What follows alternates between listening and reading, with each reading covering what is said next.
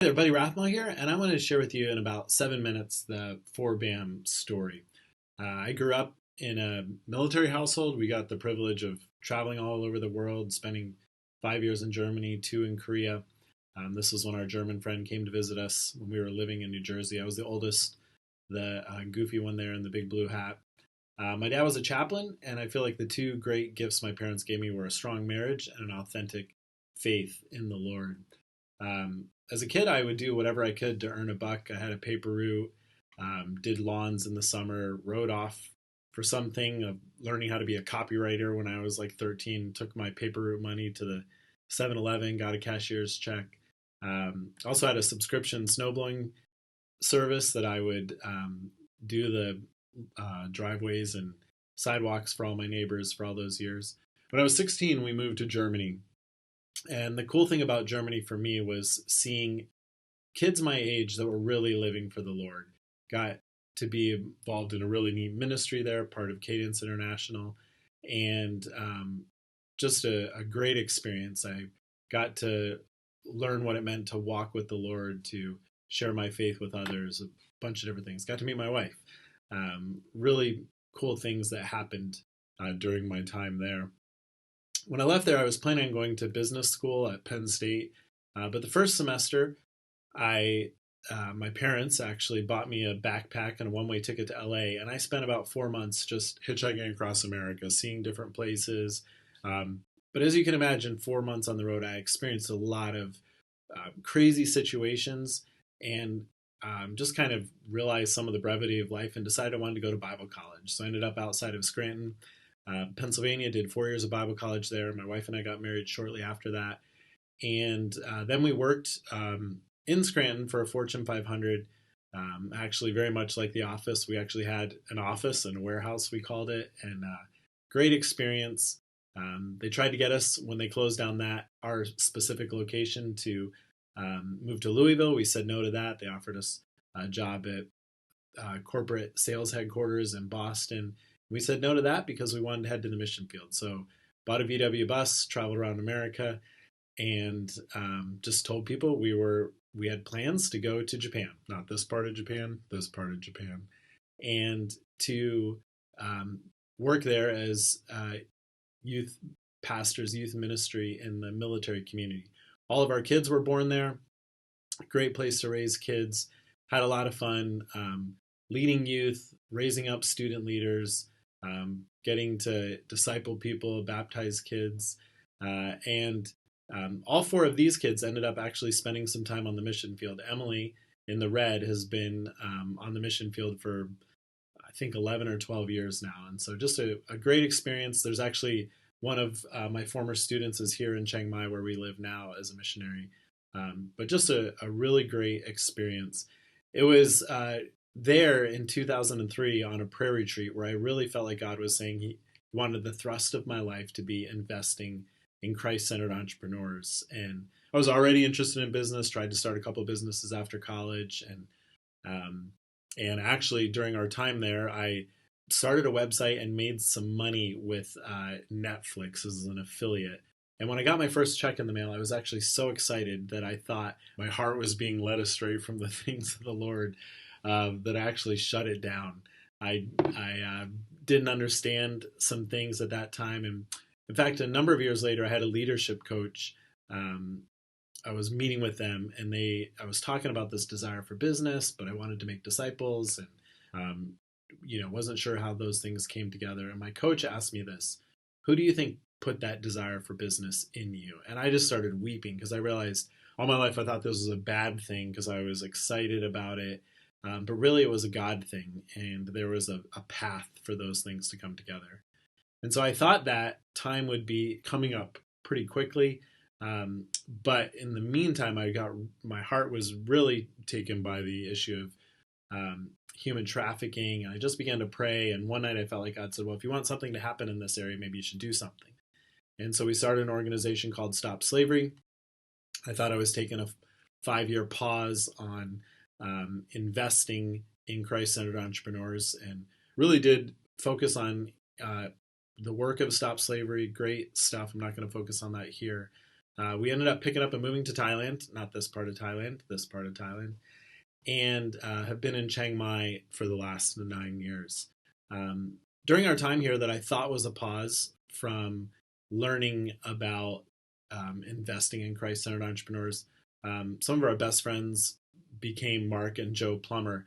About a week after we moved here, I met Mark and went to a BAM course, and have been connected to them ever since. We actually only live about 150 meters apart.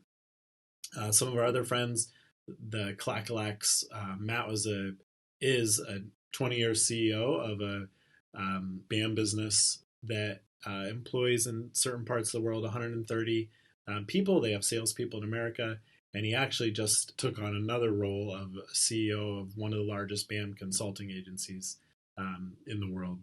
And not intentionally, but just a lot of our relationships, younger couples that we discipled, people that we poured into, people that were in house church, just our circles seem to be all around business as mission.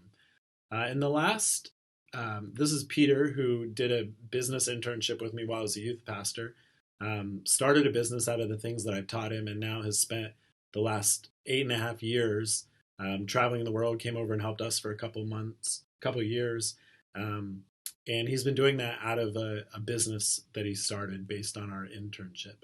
My first assistant here in Thailand is named Bay, and he's one of a number of people. I have, I think, 6 former employees that have started businesses. I'm always telling people, hey, you could do a business. This is something you could do. And so one day, Bay, after about 1.5 years, he was telling me his dream, and I'm like, hey, you can do your dream. And he said, okay, I quit. Can I have a loan? And so he started this coffee shop. 1 year and 4 months later, he paid me back. Super proud of him, the work that he's doing. We actually just had coffee a couple weeks ago.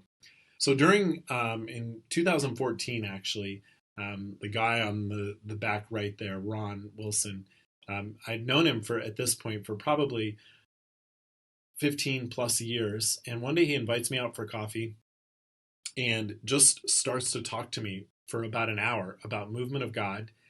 And then our lunch ends, and I go home, and I thought, that was really strange. I've never had somebody just like invite me out, talk about a topic, not like how are the wife, how are the kids, just, hey, movement of God. And I came home and I was like, whoa, that was strange. That was cool. Okay, movement of God. Didn't think much about it at all. This is the restaurant where we met. About a few weeks later, I picked up this book by Dave Browning called Deliberate Simplicity. Really good book. A lot of great principles out of it. And I was reading it because I was thinking about house church. And I realized that this book was actually all about a movement of God through small church, and just a lot of great things from it. Dave has actually passed away, but I got to tell him before he passed, just, hey, thanks. This really impacted my life. Then I was speaking a month or two later in Australia at a YWAM base there. And this guy, Cal Steiner, was one of the other speakers. There was another speaker there, 3 of us, and we would sit and talk in the evening. They had a house just for the 3 of us. And he would talk to me every night about movement of God. And at this point, I'm starting to, okay, I haven't thought about movement of God in my whole life. And here's 3 things in the span of about 6 or 7 weeks that are focusing on movement of God. And I have a leadership coach, and usually our coaching is very, me directed. I kind of set the direction. But a few weeks after that, Ray started talking to me, my leadership coach, about movement of God. And I just started going, this, at this point, and often when Ray speaks out of something that's not necessarily me leading, I start listening, because I'm like, okay, I think he hears God's voice and he's speaking something. And so I'm really paying attention when he starts to say this, and I'm really starting to think, okay, what is movement of God? What does that look like? About that time, my friend Ron, who in the summer had talked to me about movement of God, invited me to the Philippines. I was talking to him about needing more missionaries in Cambodia, and he said, hey, maybe you could recruit some people from the Philippines at this Christian conference. And so I go to get on the plane to go to the Philippines, and I sit down in my seat, and I feel like God says, you're not going to recruit missionaries. And at the time, I was way too busy, doing anti-human trafficking work, running discipleship training schools. And I really felt like if I was in if I wasn't on the plane with a bag underneath, but if I was, still in the airport or the waiting room, or they didn't have my bag, I just would have walked out of the airport because I'm like, I don't have time at that point in my life. Like I said, I was too busy. Didn't have time to go to the Philippines just for 4 days for fun. But there at this conference, so I had these meetings. I felt like I was just kind of going through the motions because I knew I wasn't recruiting any of these people. But the very last speaker at the conference talked about a disciple making movement of God. And he was one of four cadets at the police academy that my friend Ron and another guy, 22, 23 years prior, had discipled four guys. It started with two men discipling four guys and grew into this movement of tens of thousands of people coming to Christ and four ministries springing out of it, all kinds of stuff. And I kind of got goosebumps going, wow, this conference that I'm at with hundreds of people is some of the fruit of this disciple making movement of God. And I'm getting to see with my own eyes a disciple making movement of God. And I'm getting to see the first disciple going, this is what a disciple making movement of God is. And I was like, oh, this is why I'm here, and getting to experience and getting to see it. So around that time, I began to move out of hands-on anti-trafficking work. We had other investigators and other people doing that the last 5 years, but that began the time when I kind of moved out of that, handed off my discipleship training school to someone else, and was like, okay, let's dive into a business. And so my first business had the first four employees were all believers. It was kind of a unique situation. We didn't plan on that. That's the way it ended up. We started escape rooms, one in Chiang Mai and one in Siem Reap, Cambodia. Those ended up crashing and burning. During the time, I remember one time just praying, like, God, you got to put your, disciple making movement on top of this. And I felt like God was like, no, that's not how it works. You don't just get to do any business and then say, God, turn this into a disciple making movement. You need to bake that in from the start. So the last few years, I've been working since 2013 with Mark Plummer at his DTSs, doing some training. The year 2016, I guess, in the fall, I was involved with this business DTS here in Chiang Mai, Thailand. Got to do some speaking, training at different business events, business as mission events. And then in 2017 and 18, I ran an 8-month school called CEO Shortcut. And it was all around the ideas of discipleship, entrepreneurship, and adventure, and equipping Christ-centered entrepreneurs to launch their own business. And that was a lot of fun, really hard, but really good. And at the end of that, the one thing that I thought was, I need, if this is going to be a movement of God, there needs to be a business model that goes along with it, that it can perpetuate itself and be funded and go to different places and different locations. And there's a business model that's able to fund it so that students can come for free. And so that's actually what I'm working on now. Kind of the next iteration we're calling BAM School. But kind of taking the things that we learned, going the next step. In the fall, this is 2019, got to MC the BAM conference in Silicon Valley and give the closing address to the delegates there. A lot of fun. This is my family today, or a couple weeks ago. A couple lessons that I learned. One, movement of God has to be baked into the business model. It's not something that you can just think about afterwards or think about, especially. There's a lot of ways to do mission, but especially in thinking about discipleship, that needs to be baked into the business model. As I've looked at movements of God, generally they occur through young people. There was the student volunteer movement 100 years ago. The Haystack Five were a group of young people, Jim Elliot and his friends that started a missions movement by going to South America. Just a lot of different things. YWAM, or Youth with a Mission, was mainly youth. And so generally movements of God are facilitated through young people. And the last thing is, it takes a team to do big things. As I look back at my life, if it's something big like Stop Slavery or some of the other things, the work is done by a team. There's nothing really big that's accomplished on your own.